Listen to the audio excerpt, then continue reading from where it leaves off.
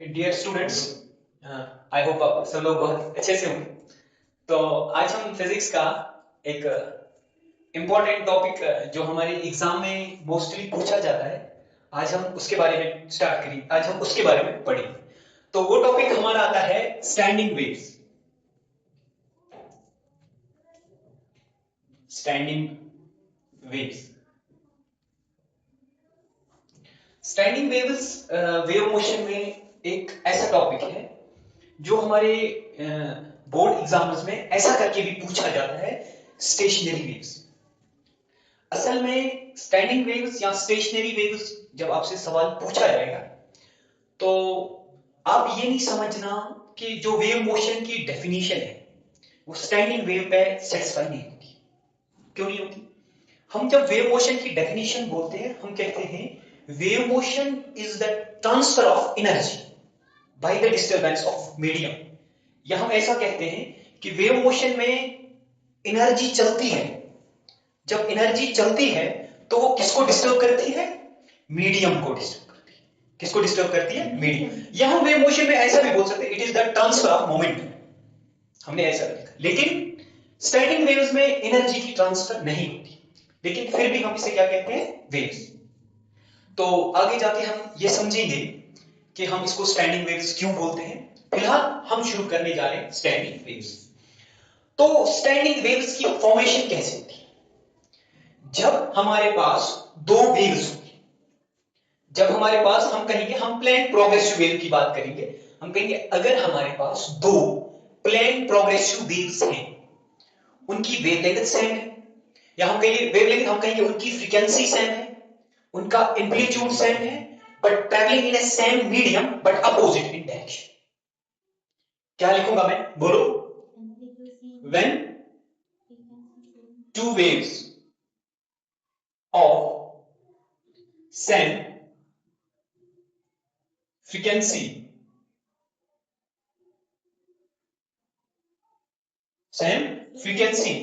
and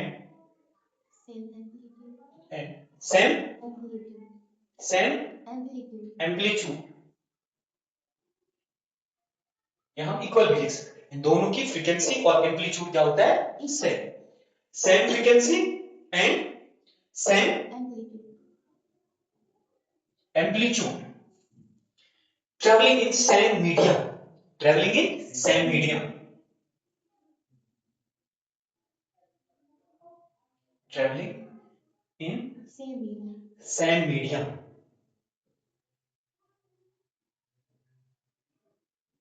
but in opposite directions, but opposite in direction, superimposes each other, superimposes each other। हमने क्या लिखा? when two waves of same frequency and same amplitude traveling in same medium but opposite in direction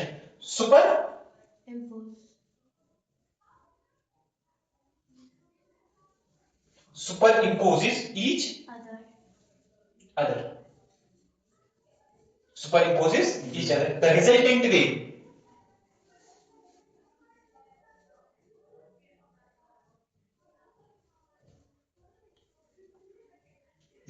which is forward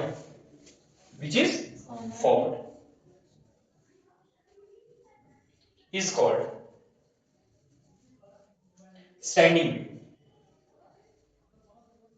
या stationary wave. क्या बोलेंगे? Standing wave या stationary wave.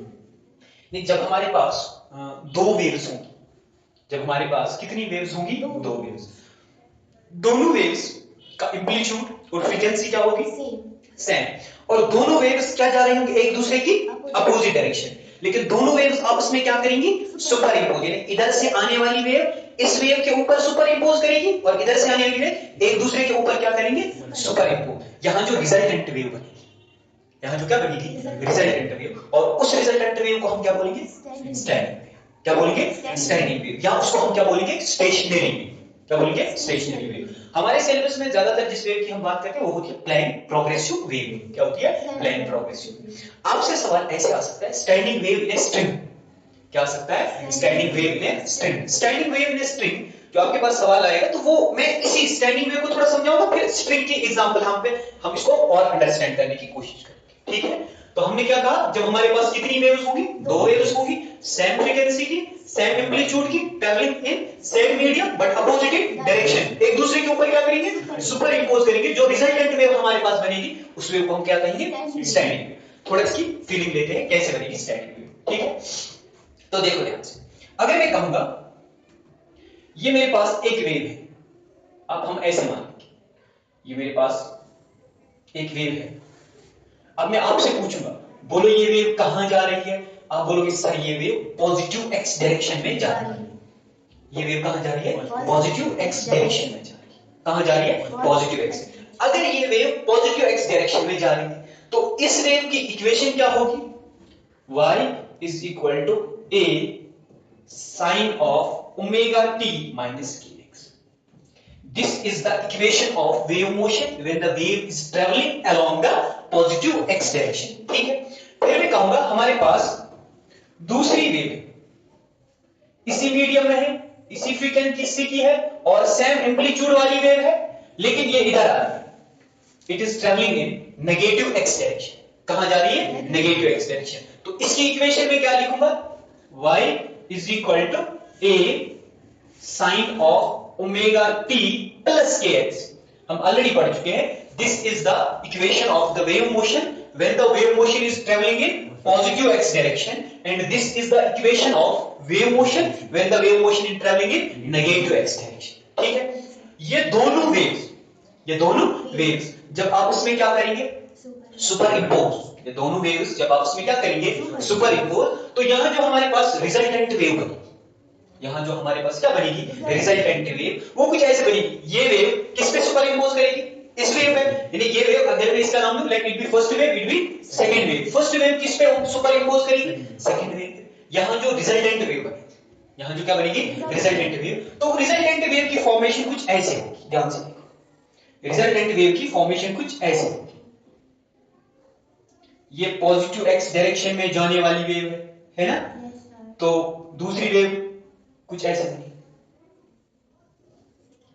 जो आपके पास standing wave बनी। जो आपके पास क्या बनेगी? Standing wave. उस स्टैंडिंग वेव की फॉर्मेशन कुछ ऐसे होगी। स्टैंडिंग वेव की फॉर्मेशन कुछ ऐसे होगी। इसी स्टैंडिंग वेव को हम समझेंगे standing waves on A string. Standing waves on a string, ठीक है ना? तो हम कैसे समझेंगे इसको? Standing waves on a string हम एक स्ट्रिंग की हेल्प से समझेंगे। किसकी हेल्प से समझेंगे? स्ट्रिंग की। तो मैं हेडिंग लगाऊंगा, आपके एग्जाम में ऐसे ही आएगा, स्टैंडिंग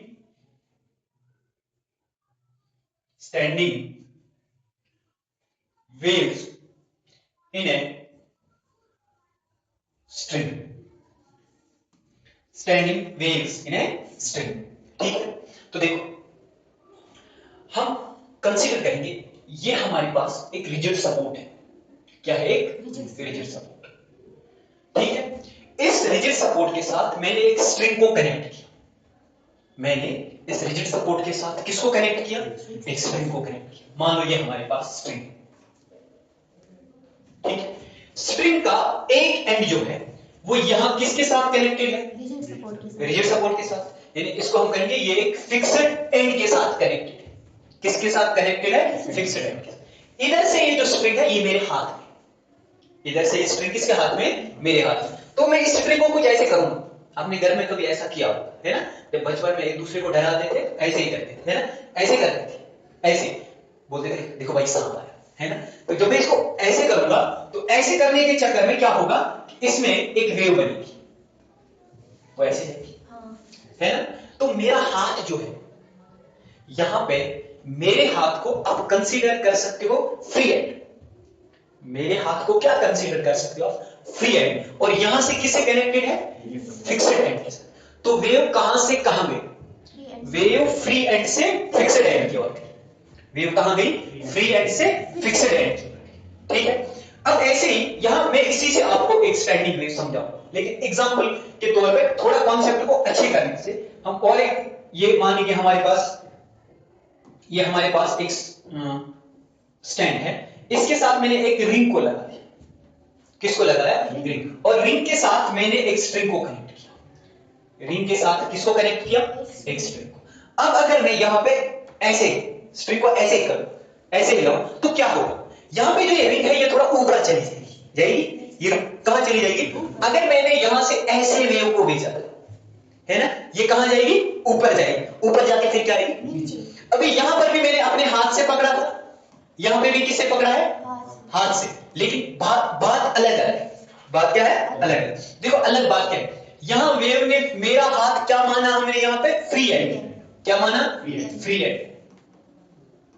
वेव फ्री एंड से कहां चली गई, फिक्स्ड। वेव कहां चली गई, फ्री एंड से फिक्स्ड एंड। अभी मैं बताऊंगा फ्री एंड में, फिक्स्ड एंड में यहां पे रिफ्लेक्ट होगी, इसको हम बोलेंगे इंसिडेंट वेव। क्या बोलेंगे, इंसिडेंट वेव। वापस जो यहां से वेव आएगी उसको बोलेंगे रिफ्लेक्टेड वेव। क्या बोलेंगे, इंसिडेंट वेव और रिफ्लेक्टेड वेव आपस में क्या करेंगे, सुपर इंपोज। इंसिडेंट वेव और रिफ्लेक्टेड वेव आपस में क्या करेंगे, सुपर इंपोज। क्या करेंगे, सुपर इंपोज। तो नई वेव जो बनेगी उसी वेव को हम बोलेंगे स्टैंडिंग, उसी वेव को क्या बोलेंगे, स्टैंडिंग वेव। यहां पे मेरा हाथ माना जाएगा फिक्स्ड एंड, सेकंड वाले केस में, पहले वाले केस में मेरा हाथ क्या था, फ्री एंड, क्योंकि वहां पे एक रिजिड सपोर्ट के साथ हमारी वेव कनेक्टेड थी, सॉरी वेव नहीं, हमारी स्ट्रिंग कहां कनेक्टेड थी, एक रिजिड सपोर्ट के साथ कनेक्टेड। यहां पे अब मेरा हाथ माना जाएगा फिक्स्ड एंड, क्या माना जाएगा, फिक्स्ड एंड, और ये जो है ये माना जाएगा फ्री एंड। यानी यहां से वेव आई फ्री एंड से कहां चली गई, फिक्स्ड एंड में, यहां से वेव आई फिक्स्ड एंड में, चली कहां गई, फ्री एंड में। दोनों जगह स्टैंडिंग वेव्स, दोनों जगह क्या बनेगी, स्टैंडिंग वेव्स। लेकिन दोनों जगह की इक्वेशन थोड़ी अलग बनेगी, पहले हम इसे समझेंगे फिर इसे समझेंगे, ठीक है। तो समझना, हमें एक एग्जाम में हमें एक ही वाला लिखना, चाहे तो इसको लिखो या इसको लिखो, इक्वेशन तो स्टैंडिंग वेव की ही बनेगी। इक्वेशन किसकी बनेगी, स्टैंडिंग वेव की। चलो हम इस पे आते हैं, पहले इसको समझते हैं। देखो हम पहले इसको समझते हैं, ठीक है। देखो देखो, ये हमारे पास क्या है, ये हमारे पास एक रिजिड सपोर्ट है, ये हमारे पास क्या है, रिजिड सपोर्ट। इस रिजिड सपोर्ट के साथ में किसको कनेक्ट करूंगा, एक स्ट्रिंग को कनेक्ट करूंगा, और स्ट्रिंग में क्या चलाऊंगा, वेव। तो ये मान लो ये मैंने एक स्ट्रिंग में एक वेव चला दी, क्या चला दी, वेव चला दी। इसको हम बोलेंगे इंसिडेंट वेव। क्या बोलेंगे, इंसिडेंट वेव। ये इंसिडेंट वेव कहां गई, ये फ्री एंड से कहां गई, फिक्स्ड। कहां गई, फ्री एंड से कहां गई, फिक्स्ड। अब यहां से एक वेव वापस आएगी, क्या आएगी, एक वेव वापस आएगी। इसको अगर मैं कहूंगा वाई इंसिडेंट, इसको कहूंगा वाई रिफ्लेक्टेड, ये रिफ्लेक्टेड वेव होगी, क्या होगी। अगर आप ध्यान से देखो, ये वेव फ्री एंड से कहां गई, फिक्स्ड एंड, ये वेव कहां आई, फिक्स्ड एंड से कहां आई, फ्री एंड। तो इसमें इन दोनों वेव्स में फेज डिफरेंस होगा 180 डिग्री। फेज की बात हमने ऐसे चल रही, फेज डिफरेंस कितनी होगी, 180। अब मैं लिखूंगा इंसिडेंट वेव की इक्वेशन, और किसकी इक्वेशन लिखूंगा, रिफ्लेक्टेड वेव की इक्वेशन। फिर ये आपस में क्या करेंगे, सुपर इंपोज, और जो रिजल्टेंट वेव होगी, और जो क्या होगी, रिजल्टेंट वेव, वो रिजल्टेंट वेव कौन सी होगी, स्टैंडिंग वेव। रिजल्टेंट वेव कौन सी होगी, स्टैंडिंग वेव। तो देखो इसको हम कैसे समझते हैं, ये याद रखना। इंसिडेंट वेव से सॉरी इंसिडेंट वेव से रिफ्लेक्टेड वेव कितने फेज पे है, 180 के फेज। किस पे, 180। एक बात याद रखना। दूसरा, जो इंसिडेंट वेव जा रही है, जो इंसिडेंट वेव जा रही है, जो इंसिडेंट वेव क्या कर रही है, जा रही है, और वो जो इंसिडेंट वेव ये जा रही है, ये पॉजिटिव एक्स डायरेक्शन में जा रही है। किसमें जा रही है, पॉजिटिव एक्स डायरेक्शन। और जो रिफ्लेक्टेड वेव आ रही है वो कहां आ रही है, नेगेटिव एक्स डायरेक्शन, ठीक है। तो आगे बढ़ते हैं। देखो जो हमारे पास वेव मोशन जाएगी, जाती कहां है, पॉजिटिव एक्स डायरेक्शन। बोलो उसकी इक्वेशन क्या होगी, y incident is equal to a sine of omega t minus kx। अब आपको ये पता है, ये एक plane progressive wave equation, plane progressive wave equation. और जा कहां रही है, जा कहां रही है, पॉजिटिव एक्स डायरेक्शन। कहां जा रही है, वो a क्या है, amplitude of the wave motion. ये क्या है, एम्पलीट्यूड। अब आपको एम्पलीट्यूड भी पता है कि मीन पोजीशन से कितना ऊपर गई वेव मोशन, उसको हम बोलते हैं एम्पलीट्यूड। अब वापस जो वेव आएगी उसको हम क्या बोलते हैं, रिफ्लेक्टेड वेव। क्या बोलते हैं, रिफ्लेक्ट। क्या होगी हमारे पास reflected wave, a sine of omega t plus kx। क्यों होगी plus kx, because it is travelling in negative x direction. It is travelling in negative x. कहां आ रही है ये, नेगेटिव एक्स डायरेक्शन। और फेज डिफरेंस कितना है, प्लस पाई या प्लस 180 है ना। अब अगर इस पूरे को मैं थीटा मान लूं, इस पूरे को मैं क्या मान लूं, थीटा, और इसको मान लूं 180, 180। तो हमने पढ़ा है sin 180 plus theta, sin 180 plus theta, sin 180 plus theta किसके बराबर होता है? Minus sin theta. किसके बराबर होता है? Minus sin theta. इसका मतलब है यहां मेरे पास इक्वेशन क्या आएगी? बोलो, y रिफ्लेक्टेड की इक्वेशन क्या आएगी? y reflected is equal minus a sin of omega t plus kx, है ना? इस इक्वेशन के अकॉर्डिंग ये वाली इक्वेशन बनेगी। तो ये मेरी कौन सी वेव हुई? ये मेरी कौन सी वेव हुई? ये मेरे पास रिफ्लेक्टेड वेव है। ये कौन सी वेव है? इंसिडेंट। ये आपस में क्या करेंगे? सुपरइम्पोज। क्या करेंगे? सुपरइम्पोज। तो according to the principle of superposition, according to the principle of superposition, y net यानी जो मेरे पास नेट वेव बनेगी, y नेट किसके बराबर होती है? y incident plus y reflected. हमने वहां पढ़ा था y1 प्लस y2। जब दो वेव आपस में क्या करते हैं? सुपर इंपोज करते हैं, जो नई वेव बनती है, जो क्या बनती है? नई वेव, वो उन दोनों वेव्स का रिजल्टेंट यानी vector sum of individual displacements, vector sum of individual displacements, यानी इसका वेक्टर सम का डिस्प्लेसमेंट और इसका। ठीक है, तो बोलो y, चलो हम इसको क्या मान लेंगे? Equation first. इसको क्या मान लेंगे? Equation second. ठीक है, देखो इसको क्या मान लेंगे? Equation third. अब फर्स्ट और सेकंड को कहां पुट करेंगे? Equation third. तो क्या मिलेगा? बोलो, y net is equal y1 की जगह a sin of omega t minus kx, a sin of omega t minus kx, plus है ना, प्लस करना है, लेकिन यहां पे साइन क्या है? प्लस माइनस क्या आएगा? Minus, minus a sin of omega t plus kx। कोई प्रॉब्लम? अब ध्यान से देखो, अब इस a जो है यहां पे दोनों जगह है, a को मैं क्या लेके आऊंगा? कॉमन आउट लेके आऊंगा। a को क्या लेके आऊंगा? तो y नेट की इक्वेशन मेरे पास क्या आएगी? अभी याद रखना, मैं स्लाइड को चेंज करूंगा। ठीक है, a को क्या लिया? कॉमन, तो यहां पे क्या है? sin of omega t minus kx, sin of omega t minus kx, minus sin of omega t plus kx। a को मैंने क्या लिया है? कॉमन।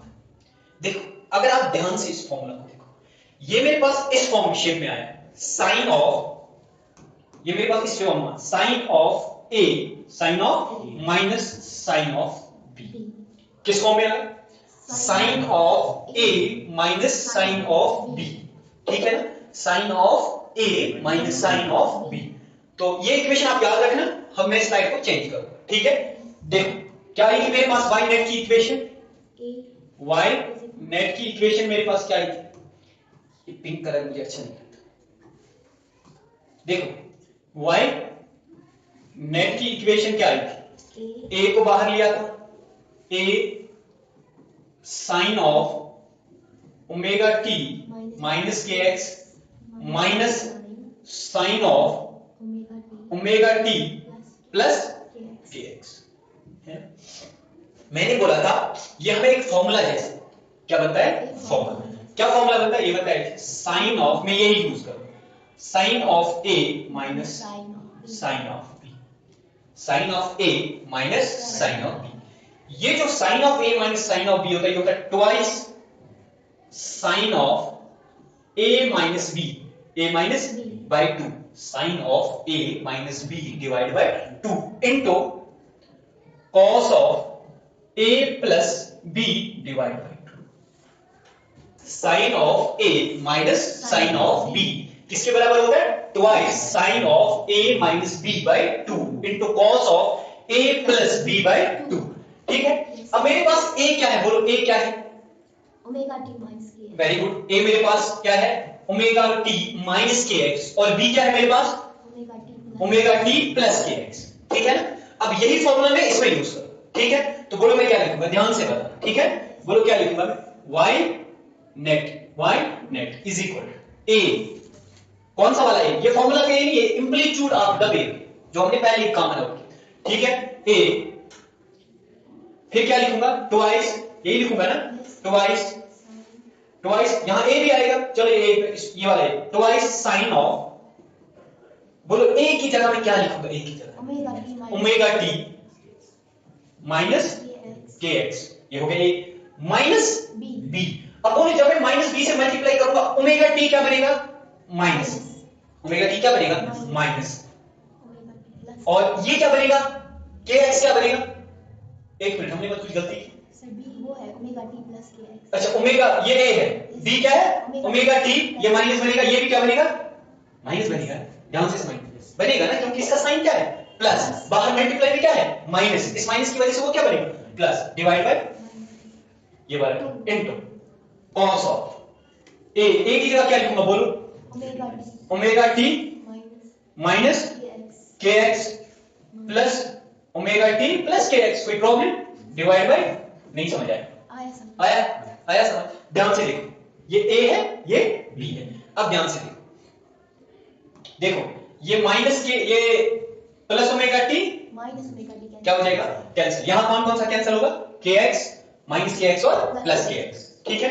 बोले ये इक्वेशन किस फॉर्म में आएगी, y net is equal to 2a sine of, यहां पे क्या आएगा माइनस 2kx, नहीं समझे, डिवाइड बाय है ना,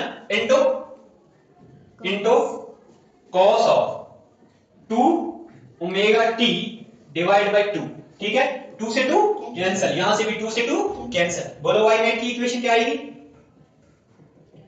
2a sine of minus k x, लेकिन हमने ये भी पढ़ा है sine of minus theta, sine of minus theta ये किसके बराबर होता है माइनस साइन थीटा, तो इसका मतलब यहां जो माइनस है वो यहां चला आएगा, minus 2a sine of kx, 2a sine of kx into cos of omega t, ये जो आपके पास इक्वेशन मिली, ये जो आपको इक्वेशन मिली, this is the resultant equation of standing wave,